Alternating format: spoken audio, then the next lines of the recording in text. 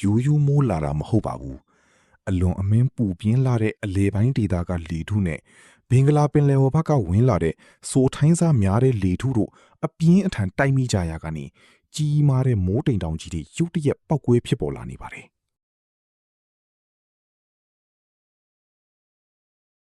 ဒါဟာတာမန်မူးရွာသွန်းမှုမျိုးမဟုတ်ဘဲမုန်တိုင်းအသွင်ဆောင်တဲ့ပြင်းထန်တဲ့ရာသီဥတုဖြစ်စဉ်တစ်ခုပါမုတ်တုံဝင်တာမဟုတ်သေးပေမဲ့မူးကြိုကာလရဲ့အထွတ်အထိပ်အချိန်ဖြစ်လို့နောက်ထပ်9ရက်တိုင်ဒီလိုပြင်းထန်တဲ့မိုးကြိုးမုန်တိုင်းအန္တရာယ်ကိုအထူးသတိထားကြဖို့လိုအပ်ပါတယ်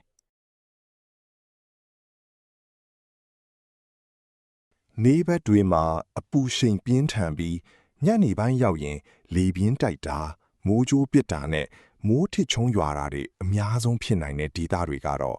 မန္တလေးတိုင်း၊စကိုင်းတိုင်းအောက်ပိုင်း၊မကွေးတိုင်း၊နေပြည်တော်နဲ့ပဲခူးတိုင်းမြောက်ပိုင်းတို့ဖြစ်ပါတယ်။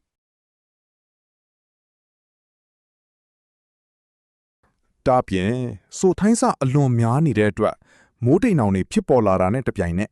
လေပြင်းတွေမိုးကြိုးတွေ